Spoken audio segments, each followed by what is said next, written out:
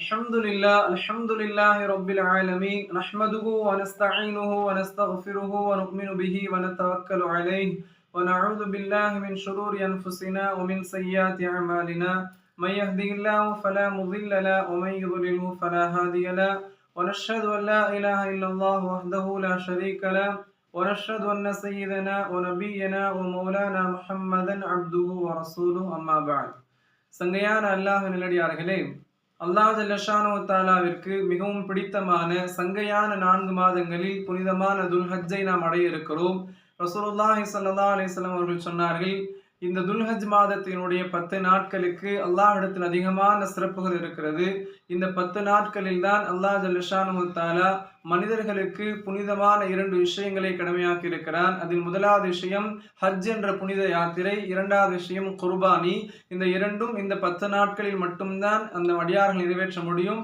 அதே போல அல்லாஹ்விடத்தில் இந்த 10 நாட்களில் மனிதர்கள் செய்யக்கூடிய அமல்கள் தான் மற்ற நாட்களில் செய்யக்கூடிய அமல்களை விட அல்லாஹ்விற்கு மிக பிரியமானது என்று கண்மணி நாயகம் ஸல்லல்லாஹு அலைஹி வஸல்லம் அவர்கள் சொல்லி இருக்கிறார்கள். அப்படிப்பட்ட அதிகமான சிறப்புகளை உள்ளடக்கிய இந்த துல்ஹஜ் மாதத்தினுடைய 10 நாட்களை நாம் அடைய இருக்கிறோம்.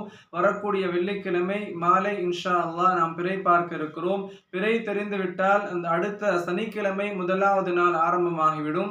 அதிலிருந்து தொடர்ந்து நாட்கள் ஆரம்பமாகி நாம் ஈதுல் அல்ஹாவுடைய பிறநாளை இன்ஷா அல்லாஹ் நாம் திங்கட்கிழமை கொண்டாட இருக்கிறோம். அப்படி இல்லை என்று சொன்னால் செவ்வாய்க்கிழமை. இந்த நாட்களில் அல்லாஹுக்கு மிக பிரியமான அமல், ஈதுல் அல்ஹாவுடைய இந்த நாளில் அல்லாஹிற்கு மிக பிரியமான அமல் குர்பானி கொடுப்பதுதான் என்று நாயகம் ஸல்லல்லாஹு அலைஹி வஸல்லம் சொன்னார்கள். அதை பற்றி உண்டான சில மசாயில்கள், மார்க்க சட்டங்களை பற்றிய சில விளக்கங்களை நாம் பகிர்ந்து கொள்ள இருக்கிறோம். அல்லாஹ் ஜல்லஷானு தஆலா இதை சரியான முறையில் புரிந்து இந்த குர்பானியை சரியான விதத்தில் அல்லாஹிற்கு பிரியமான முறையில் நிறைவேற்றக்கூடிய வாக்கியத்தை எல்லாம் நமக்கு தந்தருள்வானாக. சங்கையானவர்களே, இந்த குர்பானி யார் மீது கடமை? முதலாவது விஷயம், இந்த குர்பானி யார் கொடுக்க வேண்டும்? யாரெல்லாம் ஜகாத் கொடுக்க தகுதியானவர்களாக இருக்கிறார்களோ, ஜகாத் கொடுப்பதற்கு யார் தகுதியானவர்களாக இருக்கிறார்களோ அவர்கள் அனைவருமே இந்த குர்பானியை கொடுப்பது வாஜிப், அவசியமான விஷயம் என்பதை உணர்ந்து கொள்ள வேண்டும். ஏனென்று சொன்னால் ஜகாத் என்பதை சொல்வதை கொண்டு நாம் விளங்கிக் கொள்ளக்கூடாது. ஒரு வருடம் பூர்த்தியாக இருக்க வேண்டும் என்ற நிபந்தனை அல்ல. ஒரு மனிதரிடத்தில் இந்த குர்பானி கொடுக்கக்கூடிய நாட்களில் தன்னுடைய குடும்பத்தினுடைய அத்தியாவசியமான செலவினங்கள் போக மீதமுள்ள தொகை ஜகாத்துடைய அளவிற்கு இருந்தால், ஜகாத்துடைய பொருளுக்கு அளவு இருந்தால், உதாரணமாக ஒரு 40,000 ரூபாய், குறைந்தபட்சம் ஒரு 40,000 ரூபாய் ஒரு மனிதரிடத்தில் தன் அத்தியாவசியமான தேவைகள் போக இருந்தது என்று சொன்னால் அவர் தன்னுடைய பொருளாதாரத்திலிருந்து அல்லாஹ்விற்காக குர்பானி கொடுப்பது அவர் மீது வாஜிபாகிவிடும். ரசூலுல்லாஹி ஸல்லல்லாஹு அலைஹி வஸல்லம் எச்சரிக்கையாக சொன்னார்கள், யார் வசதி இருந்தும் குர்பானி கொடுக்கவில்லையோ அவர் நாம் தொழுமிடத்திற்கு வர வேண்டாம், நெருங்கவே வேண்டாம் என்றார்கள் நாயகம் ஸல்லல்லாஹு அலைஹி வஸல்லம். இப்படிப்பட்ட ஒரு கடுமையான எச்சரிக்கை பதிவு இது. எனவே இந்த குர்பானியை நாம் சரியான விதத்தில் கொடுக்க வேண்டும். ஒரு குடும்பத்தில் எத்தனை நபர்கள் சம்பாதிக்கிறார்களோ, எத்தனை நபர்களுடைய பொருளாதாரம் ஜகாத்துடைய அளவிற்கு இருக்கிறதோ அவர்கள் அனைவரும் தனித்தனியாக குர்பானி கொடுக்க வேண்டும். ஒரு குடும்பத்தின் சார்பாக ஒரு ஆட்டை கொடுத்து விட்டால் போதும் என்ற நிலையிலிருந்து நாம் மாற வேண்டும். அது சரியான விஷயம் அல்ல. ஒரு குடும்பத்தில் ஒரு மனைவி, ஒரு பெண்ணிடத்தில் அதிகமான நகைகள் இருக்கிறது, ஜகாத்துடைய அளவிற்கு அந்த நகை இருக்கிறது என்று சொன்னால் அந்த பெண் அந்த தனியாக ஒரு குர்பானி கொடுக்க வேண்டும். ஒரு ஆண் சம்பாதிக்கிறார் ஒரு குடும்பத்தில், அந்த ஆணுடைய சம்பாத்தியத்திலிருந்து அவருடைய வரவிலிருந்து வரக்கூடிய அந்த தொகை அவரிடத்தில் 40,000 ரூபாய் அந்த தேவையை விட அதிகமாக இருக்கிறது என்று சொன்னால் அவரும் தனியாக குர்பானி கொடுக்க வேண்டும். இது போல குடும்பத்தில் எத்தனை நபர்கள் சம்பாதித்தாலும் அவரிடத்தில் இருக்கக்கூடிய பொருளாதாரம் ஜகாத்துடைய தொகையை எட்டிவிட்டால் அவர்கள் கண்டிப்பாக நிச்சயமாக குர்பானி கொடுப்பது அவசியமாகிவிடும். இது முதலாவது விஷயம். இரண்டாவது விஷயம், குர்பானி கொடுக்கக்கூடிய பிராணிகளை தேர்ந்தெடுப்பதில் மிகவும் பேணுதலை நாம் கடைபிடிக்க வேண்டும். ரசூலுல்லாஹி ஸல்லல்லாஹு அலைஹி வஸல்லம் அவர்கள் மதீனா முனவ்வராவில் 10 ஆண்டுகளும் தங்களுடைய கரத்தினால் கொம்புள்ள 2 ஆடுகளை குர்பானி கொடுத்திருக்கிறார்கள். குர்பானி கொடுப்பதில் மிகவும் உயர்ந்த பிராணி என்று சொன்னால் அது ஆடுதான். அல்லாஹ் ஜல்லஷானு தஆலா குர்பானியினுடைய அடிப்படையான இப்ராஹிம் அலைஹிஸ்ஸலாத்தினுடைய தியாகத்தை போற்றும் விதத்தில் அல்லாஹ் இதை சொல்லும் பொழுது, இஸ்மாயில் அலைஹிஸ்ஸலாத்தை அறுக்க அந்த கத்தி தயங்கிய போது, அறுக்காமல் இருந்த போது அல்லாஹ் ஜல்லஷானு தஆலா அவர்களுடைய அந்த மிகப்பெரிய தியாகத்தை, அர்ப்பணிப்பை ஏற்றுக்கொண்டு சொர்க்கத்திலிருந்து அல்லாஹ் மிக உயர்ந்த ஒரு ஆட்டை இறக்கினோம் என்று சொல்கிறார். ஒரு மகத்துவமிக்க ஒரு உயர்ந்த ஆட்டை நாம் இறக்கினோம் என்று சொல்கிறான். எனவே அல்லாஹ் ஒட்டகத்தையோ மாட்டையோ அந்த நேரத்தில் இறக்கவில்லை, ஆட்டை தான் அல்லாஹ் தேர்வு செய்தான். இதைதான் கண்மணி நாயகம் ஸல்லல்லாஹு அலைஹி வஸல்லம் அவர்களும் குர்பானியில் ஆட்டை தேர்ந்தெடுத்தார்கள். எனவே ஆடுதான் குர்பானி கொடுப்பதில் முதல் நிலை உயர்ந்தது. அதற்கடுத்ததாக மாட்டில் ஒட்டகத்தில் 7 பங்குகள் சேர்கிறோம், அல்லது மாட்டில் 7 பங்குகளில் ஒன்று சேர்ந்து கொள்ளலாம். ஆனாலும் குர்பானியில் ஆடு என்பது உயர்தரமான விஷயம். முதல் தரம் அதுதான். முடிந்தால் சக்தி இருந்தால் ஆட்டை கொடுப்பதுதான் உயர்ந்தது. குர்பானி பிராணிகளை பொறுத்தவரை ஆடு பொறுத்தவரை ஆடு ஒரு வருடம் பூர்த்தியானதாக இருக்க வேண்டும். ஆனால் செம்மறி ஆடாக இருக்கிறது, அது 6 மாதம் தான் ஆகிறது. ஆனால் பார்ப்பதற்கு ஒரு வருடம் பூர்த்தியானது போன்ற அதனுடைய வளர்ச்சி இருந்தால் அதையும் கொடுக்கலாம்.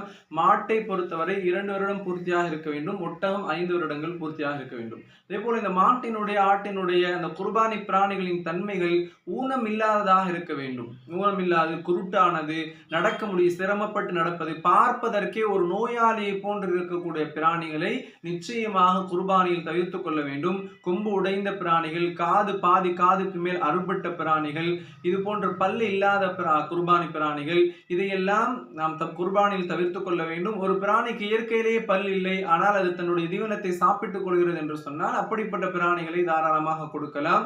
ஆனால் குர்பானை பொறுத்தவரை நாயகம் ஸல்லல்லாஹு அலைஹி வஸல்லம் சொன்ன விஷயம் இதுதான். அதனுடைய ரோமங்களின் அளவு அதிகமான நன்மைகள் இருக்கிறது. எனவே அதிகமான ரோமங்கள் உள்ள ஆடுகளை மாடுகளை கொடுக்க வேண்டும். அதே போல நல்ல ஆரோக்கியமான கொழுத்த பிராணிகளை தேர்ந்தெடுப்பது மிகச்சிறந்த விஷயம். ஏனென்றால் சிராத்துல் முஸ்தகீமுடைய பாலத்தில் அதனுடைய கொம்புகளோடு குளம்புகளோடு அந்த பிராணி வரும் என்று நாயகம் ஸல்லல்லாஹு அலைஹி வஸல்லம் சொன்னார்கள். அதனுடைய பயணம் அந்த சிராத்துல் முஸ்தகீமுடைய பாலத்தில் இருக்கும் என்பதால் நாம் தேர்ந்தெடுக்கக்கூடிய பிராணியை தரமான கொழுத்த உயர்ந்த பிராணியை நாம் தேர்ந்தெடுப்பது உயர்ந்த இபாதத்திற்குரிய அல்லாஹ்வுக்கு நேசத்திற்குரிய ஒரு விஷயமாக இருக்கும் என்பதை நாம் விளங்கிக் கொள்ள வேண்டும்.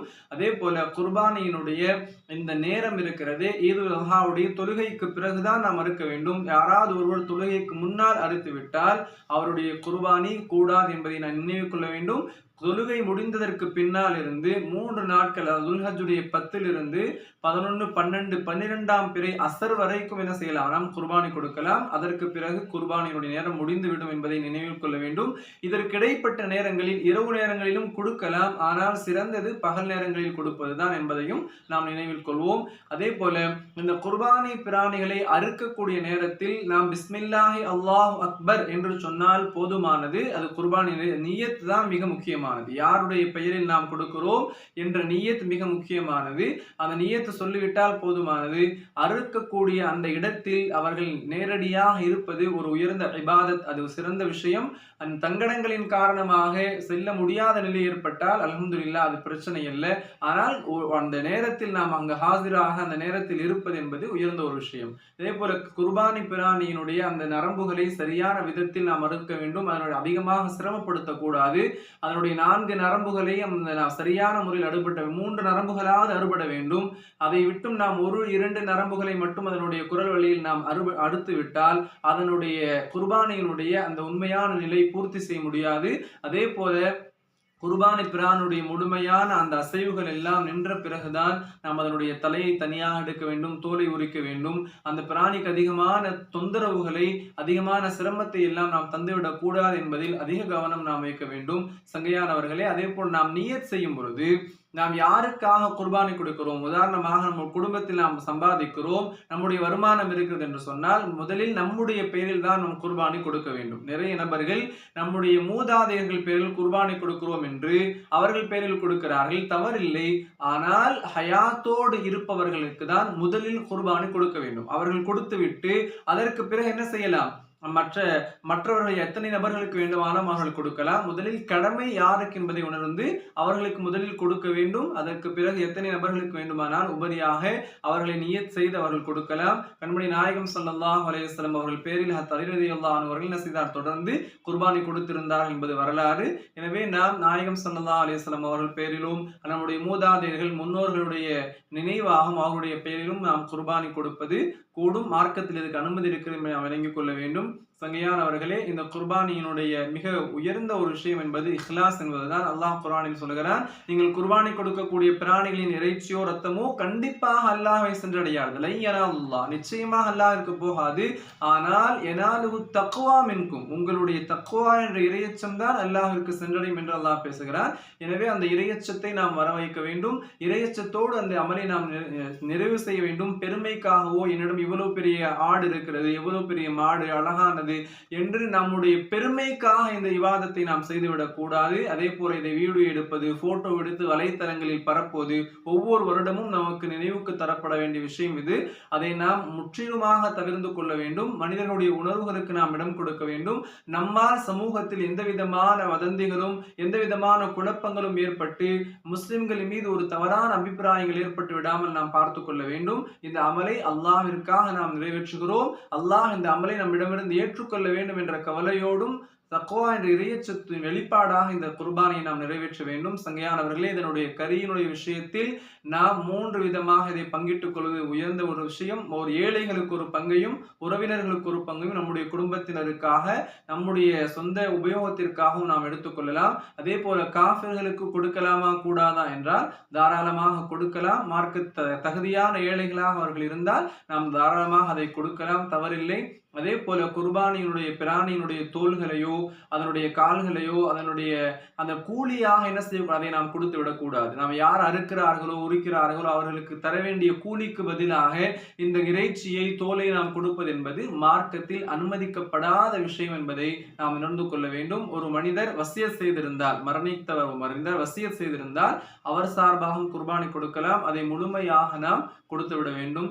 சங்கையானவர்கள், இப்படிப்பட்ட அதிகமான மசாயில்கள் குர்பானியுடைய விஷயத்தில் நமக்கு சந்தேகங்கள் ஏற்படலாம்.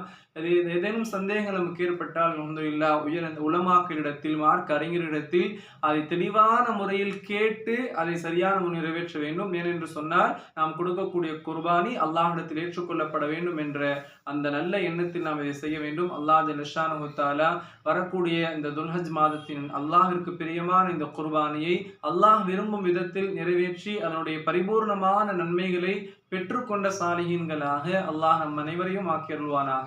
வாஹிரு தஅவானா அல்ஹம்துலில்லாஹி ரப்பில் ஆலமீன். அஸ்ஸலாமு அலைக்கும் வரஹ்மத்துல்லாஹி வபரகாத்துஹு.